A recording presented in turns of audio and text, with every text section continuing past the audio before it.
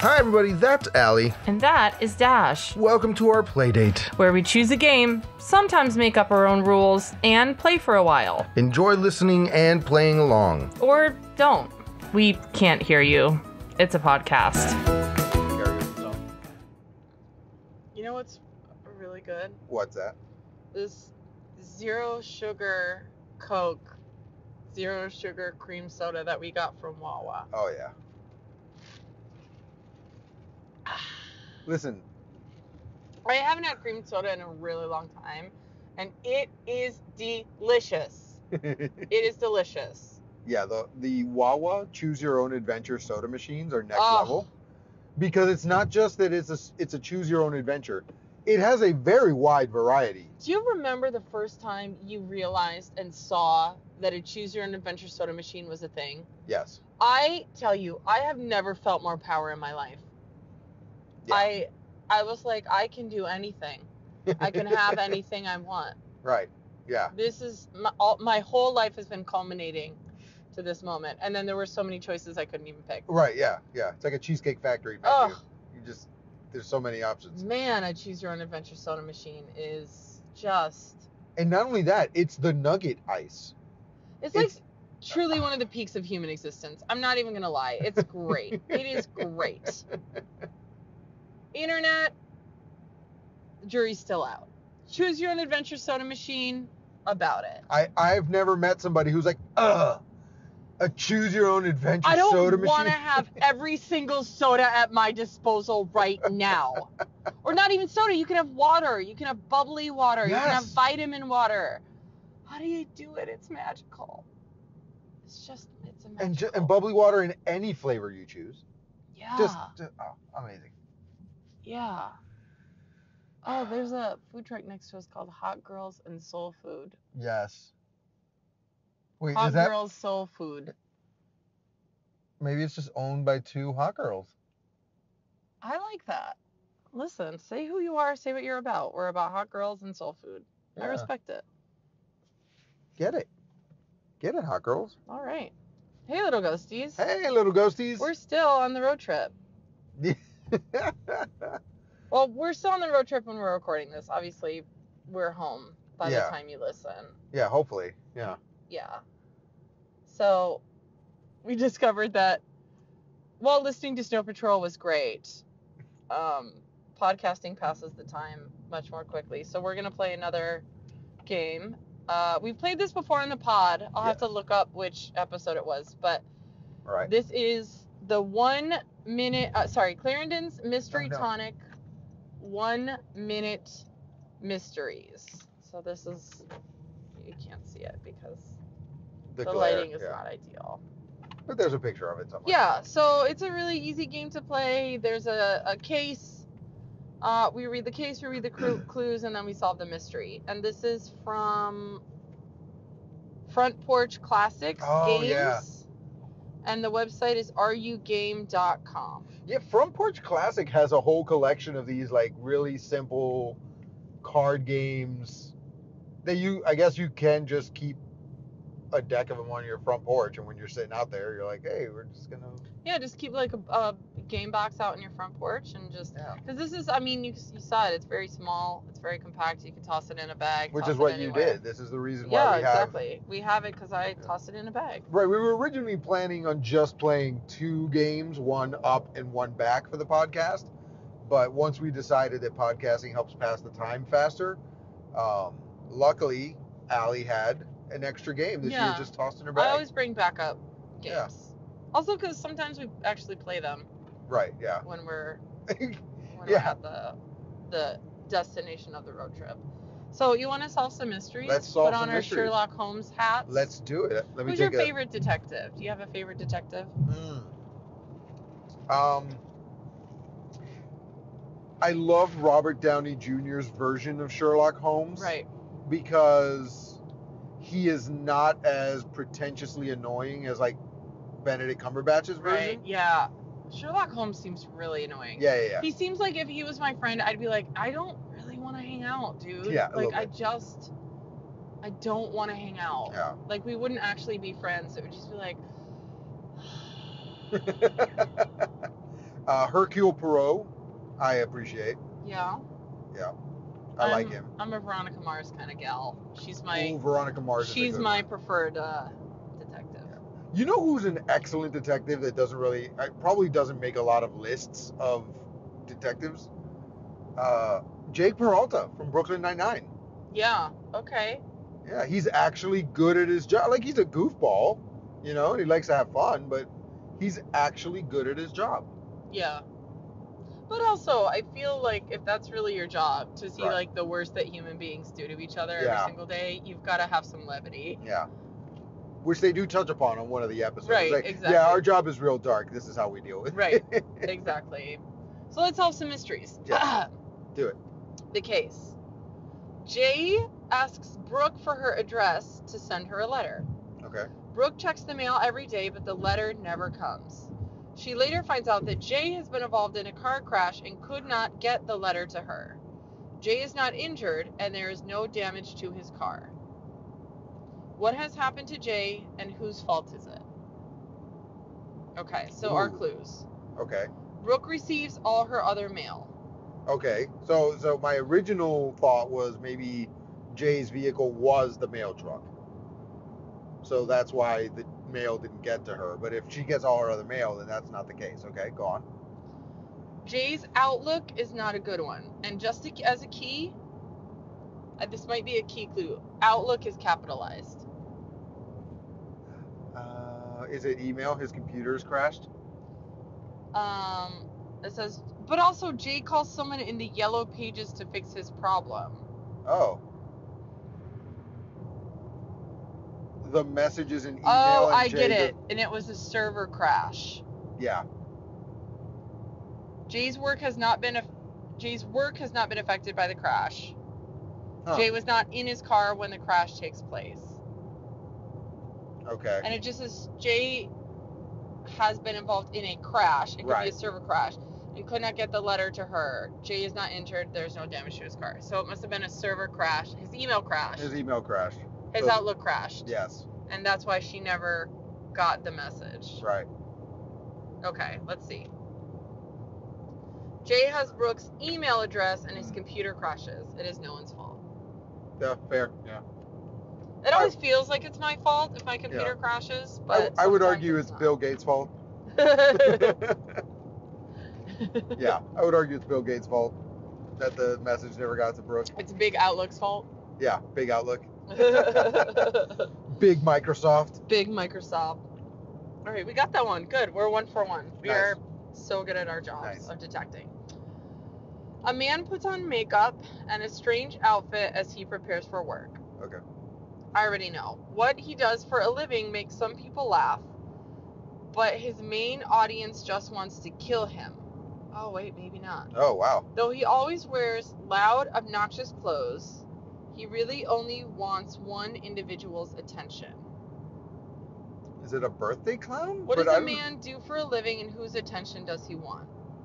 His main audience wants to kill him. So everything says birthday clown except for that one part. Yeah. I was thinking clown. Right.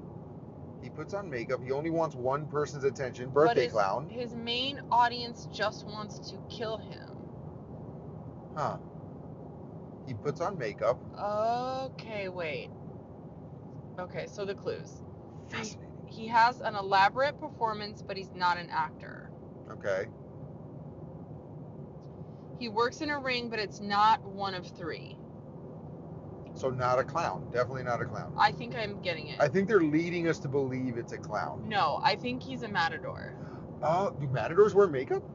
That's the part I don't know. So I think he's a matador, and he wants the attention of the bull. Right.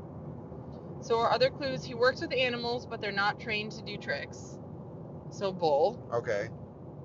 He doesn't work in Hollywood, but he still deals with a lot of bull. He looks like a joker, but his job is very serious. I didn't know matadors wear makeup. I didn't know matadors wear makeup either. Good for them. Wait, it's a rodeo clown. A rodeo clown? Yes. Okay. Is that a thing? Yeah, rodeo clowns are a thing. Yes, absolutely. Well, rodeos here in America are not. They don't have a matador who's trying to kill the bull. rodeos here in America are like capture the calf or ride the horse or whatever. Oh, so But he's then a there's rodeo clown. there's rodeo clowns that run around the arena while the bull is trying to gore them, but you're not doing it in a way that hurts the bull. You're just getting away from the bull. Like you're not squeezing its balls. Right. No, that's what they do. I know. It's not To make it great. angry, yeah. Yeah. I mean, I imagine if you wanted to make anything angry, you could just squeeze its balls. So I'm gonna guess rodeo clown. Rodeo clown. Yeah. All right, now that you said that, Yeah. it makes more sense than Matador, really. Right. And also, what is the name? It just says a man. A man? Puts on makeup and a strange outfit, and he prepares for work. Okay. His main audience just wants to kill him. Okay. I guess his main track. audience would be bulls. Yeah. So, what does a man do for a living, and whose attention does he want? So you say he's rodeo clown. A rodeo clown, and he wants the attention of the bull. Yeah. Yes. Yes. The man who works as a rodeo clown. The man works as a rodeo clown who tries to distract bulls from fallen riders. Oh, yeah, there you go. Oh, so he's not just like running around. He's when the guys fall off. Yes. Look over here, look over here, look over here, While so the guys can away. get up and run away. Right, yeah. Oh, wow. Yeah, that's an important job. That's very Don't important. get trampled by a bull. Right, because not only are you trying to keep the bull from trampling the cowboy, you're also trying to keep the bull from goring you. Don't they squeeze its balls to make it jump and go wild, though? Maybe? I don't like that. I'm not really sure about that. I don't know how they do it in a rodeo. Yeah. Actually, no, because I think one time the saddle or whatever it is slipped down on one of the horses and accidentally squeezed its undercarriage, and the horse went nuts for a little while. Yeah. Because that's all I could think of. So I don't think that they do that, and if they do, it's not on purpose. Okay. I feel like the bulls are just trained to go crazy as soon as the door opens. I just thought maybe they didn't like being in that tiny little space, and then they were like, let me out of here. Right. I don't know. I hope it's okay. I don't know. I've been to a rodeo. Okay. Another case. Let's do it. You were the lead detective on that one. You really Thank put you. those clues together. I took point. Yeah, great job. Okay, so the case. Danielle coordinates the preparation of 5, sometimes 7, highly elaborate meals a day. Okay. She never gets to eat any of these meals, even though she works so hard to get every ingredient just right. And what's more, Danielle will be the first to admit that she's actually not a very good cook. What is Danielle making, and why doesn't anyone eat her meals? She's making dog food or pet food, and she works at a veterinarian's office. Yeah, that's my first inclination. It's like she makes dog food or something. Right. Like animals. She doesn't. Yeah, she doesn't eat any food. So what is she making, and why doesn't anyone eat her meals? Okay. Danielle fell into this job by chance. She used to be an interior decorator. Oh. Interior decorator. What does that clue mean? Like cares about how things look. Get this. Like for the aesthetic. So listen to the wording where it's, why doesn't anyone eat her food? It doesn't say anybody or any person, because then that would imply that dogs also eat her food, right? Or cats or whatever. I think that she takes care of plants. It says she never gets to eat any of these meals. Right. She prepares plant food for plants. She works so hard to get every ingredient just right. I'm going to guess plant food for plants. Okay. Do you want more clues? Yeah. Okay. Danielle works with a small army of assistants and collaborators to get her job done. Okay. Still could be plants. Mm-hmm. Danielle is not a chef. Right. She's always been more concerned about the look of a dish rather than its taste. Okay. Oh, what if she does like food photography? Like she arranges food, you know how like in the Snickers commercial the caramel is like across the Snickers, or like how in like Kraft Singles the cheese pull is there, the Big Macs or whatever. Yeah. Danielle works with a photographer. Oh, no. Then she prepares food for photography for menus. So she's making menu food. Because it's, or maybe she makes those little plastic food that you see at like outside food shops in Japan. Right, yeah, like decorative food. Yeah. Okay, so she makes decorative food. Okay. A food stylist. She makes food look good so it can be photographed. I didn't know that a food stylist. I usually thought it was the photographer who did that, but I didn't know the food stylist was its own profession. I knew it was a job, but I couldn't remember what the job name was. Yeah. Food stylist. That's a good job. I'd take that job. I'm saying. Probably better than styling people. People can talk back to you. Yeah, right, exactly. But like a Big Mac is not going to talk back to you. Right. You just get to place. How satisfying would it be to just place sesame seeds one by one? Or like dig through a bottle of cornflakes to find the perfect bowl of cornflakes? That would be so satisfying. And then pour them into a bowl of glue, because that's how that works.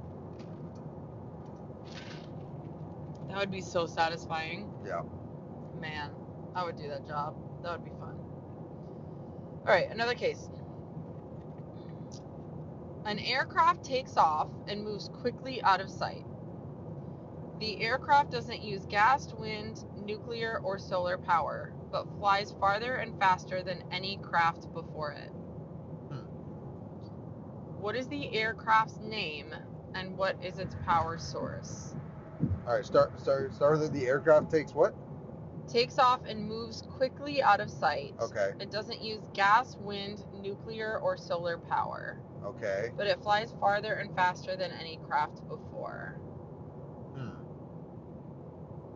So immediately I'm thinking hot air balloon.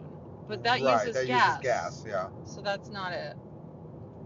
I was also thinking just a regular helium balloon. If you let it go, it takes off really fast. It could also be But that's not an aircraft. No one would ever call a balloon an aircraft. Right. It could also be like one of those water pressure bottle rockets that they build in summer camp. Okay. I don't know. We'll see. Let's keep going with the clues. Okay. The aircraft is part of a fleet. Oh, okay. The aircraft usually flies for 60 minutes at a time. 60 minutes at a time as part of a fleet? Okay. The aircraft the aircraft needs special crystals to fly. What? Okay. The aircraft uses a fuel based on an element with the chemical symbol Li. Li? What is Li? Lithium? I don't know. I don't know the periodic table. I mean, if it's lithium, I don't know if that's what it is, but if it's lithium, it should be batteries, basically. Like rechargeable. Is it a drone? Because drones fly in fleets now to do all those like designs and stuff in the sky. I don't know how new or old this game is. This game is copyright is. And it doesn't use solar, nuclear, gas, or whatever. It doesn't say anything about battery power. Uses crystal. Is it is it dry ice? What's dry ice made of? Liquid, is it nitrogen? It's not liquid nitrogen, I don't think. But what is dry ice? It's nitrogen, right? I don't think it's maybe? We are not scientists. I don't see science. All right, go ahead. There's one more clue. Yeah. The crew and its aircraft boldly go where no others have gone before. Is it a rocket? Because it flies and then it just floats around once it gets out the atmosphere. It goes into space, but that uses I guess it's not gas; it's fuel, but it's rocket fuel. Right. What is rocket fuel made of? Not crystals. I thought it was just dry ice, and then they just blast it the heck out of here. No. Yeah. It does not use dry ice. Why not? No, dry ice does not. Dry ice isn't combustible. How would it fuel anything? I don't know. All right, what is it? I think this one has stumped us. Oh, Star Trek's Enterprise uses dilithium crystals as fuel. Come on. That's not. I didn't know they wanted it to be as specific as Star Trek Enterprise. Right. That's a fictional vehicle. Also, I don't know what dilithium is. But you were right with the lithium. Yeah. All right, well, I've disappointed everyone in my immediate family. No, I'm kidding. My mom doesn't care about Star Trek. So half the Wow. people in your immediate family. Yes.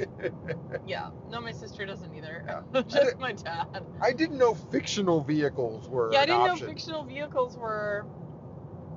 Okay, to boldly go where no one has gone Right. before. The most famous split infinitive in the English Sure, language.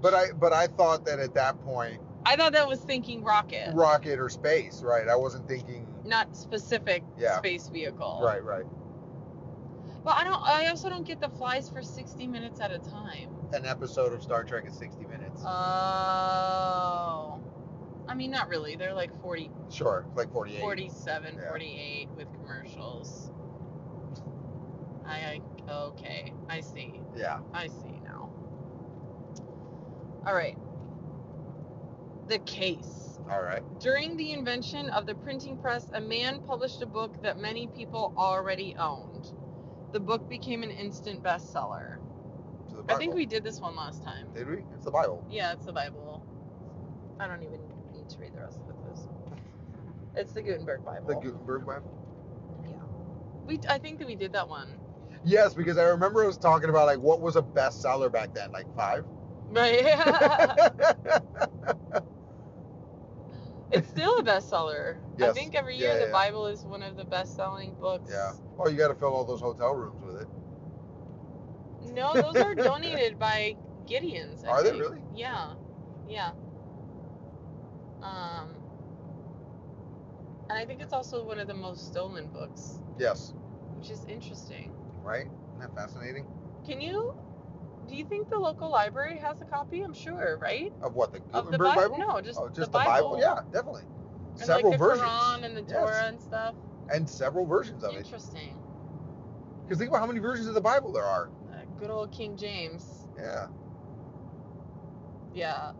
The Gutenberg Bible. Where is that? Do you know where it's like housed, the actual thing? I do not know. That would be pretty cool to see.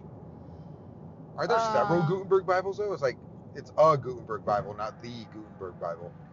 Well, I mean, yeah, because he invented the printing press. And then printed a bunch of Bibles. He printed a bunch of Bibles, yeah. So I just stuck some cards in the back, so I tried to rearrange. Okay. A young boy. Oh, I already know.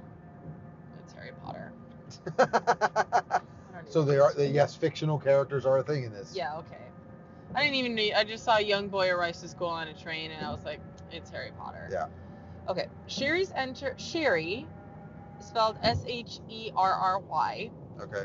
Enters a business establishment with more than $500 in cash and valuables. Okay. After less than 3 minutes, she leaves with none of her valuables, but with a single piece of paper. She isn't upset, doesn't call the police, and plans to return to the business establishment again. What are Sherry's valuables, and what type of business did she visit? She walks in with $500 in cash. It's like a pawn shop or a resale shop, I think. Yeah, or it could be a bank and she's dropping them off in a safe deposit box. But then what is the piece of paper? So in a pawn shop, do they just give you the cash, or do they give you a receipt and then you go and like, I've never been to a pawn shop. No, they give you the cash. Okay. So what are Sherry's valuables and what type of business? Okay. Sherry's valuables include a mink stole and her favorite dress. Does she walk into a thrift shop? She's donating it to a secondhand store and then walks out with here's the second clue. Sherry expects to retrieve the, quote, missing valuables within a week. So, yeah, probably a pawn shop then. No. No? She's going to retrieve them in a week. It's a dry cleaner. Oh, there you go. Good call. Yeah. That's what the receipt is for. Yeah. So Sherry's valuables are dry clean only clothes, and she visits the dry cleaner. Let's Fair. see. Yeah. Yeah. I'm sorry, the dry cleaner costs $500. I've never dry cleaned anything in my life. So. A mink coat would cost a lot. Yeah, a mink coat would cost a lot. But dry cleaning's it's not inexpensive, but Sure. depending on where you go, it's not like right. out of. I need to find someone to clean a leather coat. I've taken it to the dry cleaner and they're like, we don't do leather. And Really? I'm like, but I really need this jacket clean though. Fascinating. Yeah. I think things like that, like really expensive clothes, fur coats, leather, wedding dresses, Sure. that kind of stuff can be really expensive because it's like delicate and Right. intricate. But I always like a think pair about of pants is like whatever, $9, $10. I always think about Mitch Hedberg, and he goes, "This coat that I'm wearing is dry clean only, which means it's dirty." Yes, exactly. Exactly. Yeah, I mean, when you layer, it doesn't really matter. Yeah, and I mean, I do wash a lot of things that are supposed to be dry clean only. Yeah, sure. Who has time? Who's got the time? Who's got the time to go to the dry cleaner? Now, last time we played this game, we didn't have our rating system. So You're right, we didn't. Should we give it a rate? Are we done? Are we done solving mysteries? You can do one more. Let's do one more, and then we'll rate it. All right. Years ago, two men spent every day and night together. A third man waited for them nearby. Going outside could kill the men, but they went for short walks and drives nonetheless. They were astronauts on the moon. Now the men need normal lives and can go outside as often as they like. Where were the men and what was their profession? They were astronauts on the moon. Okay. And the third man was the one circling the moon in the retrieval shuttle. Okay. The men were astronauts on the moon. You're right. Wow, that was fast. Good job. Yeah, sorry. It was just fairly obvious. Was it that episode of 30 Rock where Liz Lemon finds out her dad could have been Buzz Aldrin? Yeah. Funny. Okay, so let's rate Mystery Tonic 1 Minute Mysteries. So I'm giving this the box. It's a slide out box. I love it. I'm giving it an old school box of matches. Yes. Yeah. Like it's that really satisfying slide feeling, which I love. I don't know why. I love a slide box. I really do. I love a slide box. I do. It makes me feel fancy. And the cards are shaped like little tonic bottles. So, if you're watching this, you can see a very brightly lit outline. But they're shaped like little tonic bottles, which I love. So I'm going to give them a flea market vendor that sells tiny, old, little perfume bottles and things like that. That's what I'm giving the cards. I like that they went the extra mile and shaped the cards. I really do. It just gives it an extra... Right. You didn't have to do that. You could have just made them square. Right. You could have just gone simple with it. Mm-hmm. But you didn't. Playability, I mean, the directions are 2 sentences on the back of the box. So extremely easy to play. And it's pretty fun, right? Yeah. I had a good time playing it. Mm-hmm. So this is Clarendon's Mystery Tonic 1 Minute Mysteries. I know they have a couple more they have several kind of versions of the game, like 1 minute whatever's. Yeah. So check it out if you're so inclined. I also like the old-timey artwork on the box. Yeah. It looks like the label you would get. Well, or like if you were to imagine what old snake oil salesmen used to design their labels as, that's what it looks like. Yes. It looks like this is next to a bottle of snake oil. Yeah. And then another bottle just full of cocaine. That's what it looks like. Yeah. So, that is Clarendon's Mystery Tonic 1 Minute Mysteries. I'm going to look up what other episode we played this on. Please pause. Well, you don't pause. We'll pause it for you. We're gonna edit this so I can look at the episodes. Or not. Or maybe I'll just leave all this in there. And it's part of the fun. This is real podcasting, everybody. Yeah, we played it a little ways back. It had to be before season 6 because we weren't rating yet. We definitely played it. Yeah. I know that we did. Yeah, we definitely did. And I know I have an Excel spreadsheet, but you're not looking at that. I'm not looking at that. I'm doing it the difficult way. I literally scrolling through every single episode. Oh, we played it in season 3, episode 10. Wow, that was a while ago. Yeah. So season 3, episode 10, we played this game, and now this is the road trip version of it. We hope you liked it. Yeah, thank you for joining us on our road trip back down from the Orlando Comedy Festival. Our next show should be back in the Maverick Studios. So yeah, we'll see you there. Bye.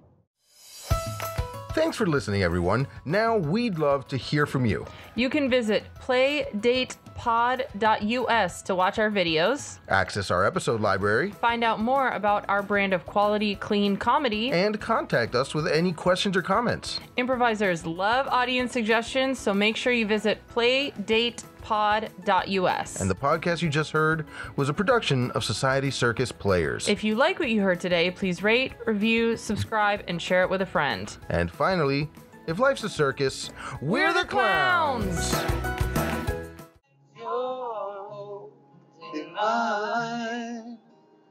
Baby, I'm dancing in the dark, you between my arms, barefoot on the grass, listening to our favorite song. When you said you loved tonight, I whispered underneath my breath, you perfect, you were perfect tonight.